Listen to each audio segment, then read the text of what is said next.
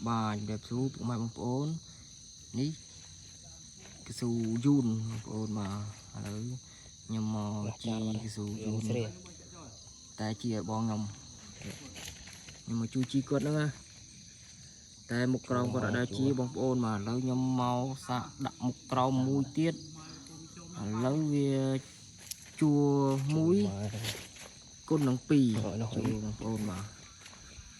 chua man số này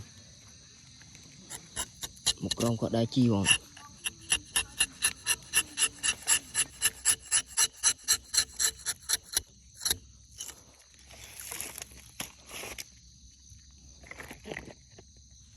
chua trội mà ra nhá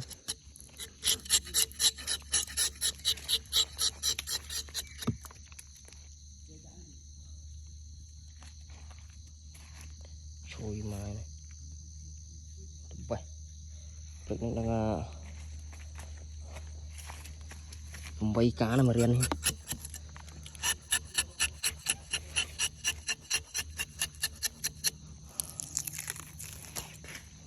có ông gọi đó chỉ cho mũ lơ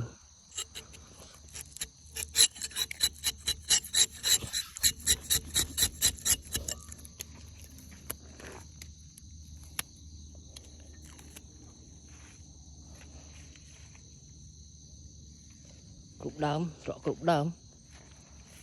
nhau đám mà nắng chua đấy.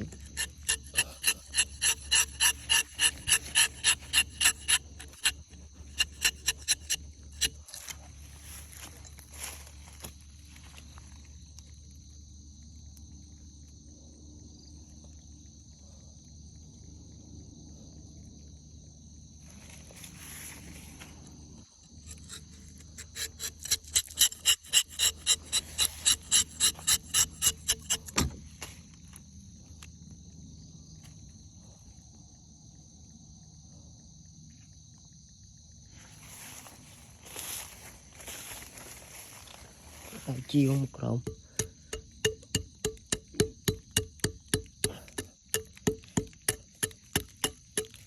giờ một chú chi có được cái chi đó